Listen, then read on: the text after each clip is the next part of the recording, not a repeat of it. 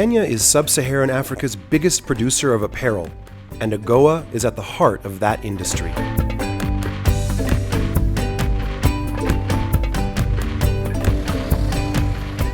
The African Growth and Opportunity Act waives tariffs on nearly 7,000 goods exported to the United States, and in 2015, it was extended for 10 more years.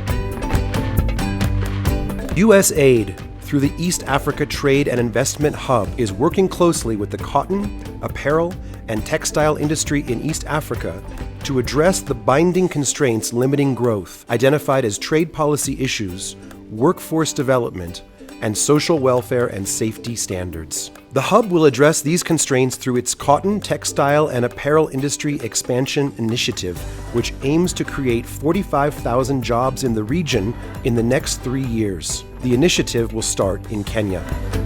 Kenya has actually been one of the most forward-leaning East African countries. When we were introducing AGOA, it was first in and adopting the policies required under AGOA.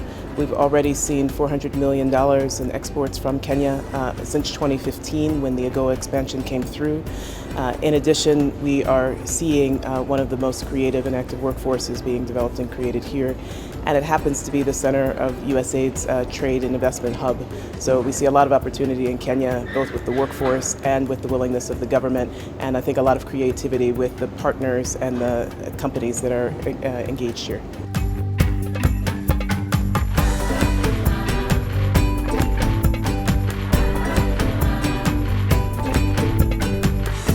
The 10-year AGOA renewal has seen a massive surge in exports and investment here, and the government has also stepped up its support to manufacturers and investment in infrastructure. The thing that we focused on in the last 3 years as government is actually to try and address the issue around cost of doing business in Kenya. And it's for that reason that we have transformed the port of Mombasa. That port is today 3 times in terms of capacity more than it was about 3-4 years ago. Number 2, we have made significant investments in linking East Africa through the standard gauge railway line. And, infrastructure in roads, in airports, these are all things geared towards making the cost of doing business much, much more affordable and easier than it has been before. Following AGOA passage in 2000, Global Apparel was the first company to set up in an export processing zone just outside Kenya's capital, Nairobi.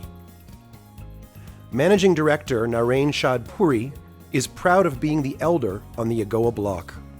Government is also trying to induce companies that can probably put textile industries here. And once that happens, and Kenya in particular will be one of the leading exporters from Africa. Kenya as it is today is the biggest exporter. That biggest is very small though, but that can expand. So come to Kenya, you'll be looked after well, and the quality garments can be produced here.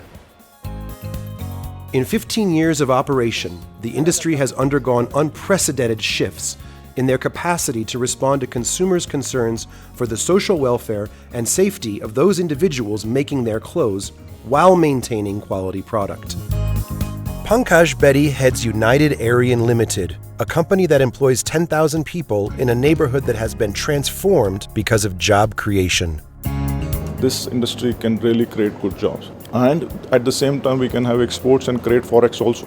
So it has dual benefit for the government. They can see that how many jobs we can create if we compare with, let's say, Bangladesh. Bangladesh has 5 million direct jobs. So if we get even 10% of that, it's big for us. So now the government has also initiated training of workers, developing skills. We as a company also do that. So I think the whole idea is evolving. Government is getting connected. They have given a lot of other supports also. They are planning to give energy support. So at least they are listening. They are modifying their policies as per the requirement of that particular industry.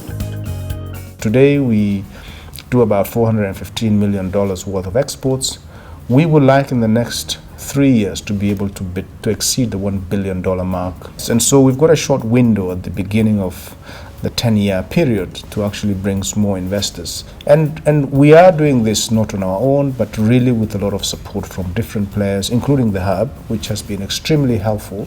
So I think We listen, we do what we need to do to make it possible, and along the way, hopefully not in too distant future, we should be able to see a win-win situation for the government in attracting investors and for investors making one of the best investment decisions in getting appropriate returns out of Kenya.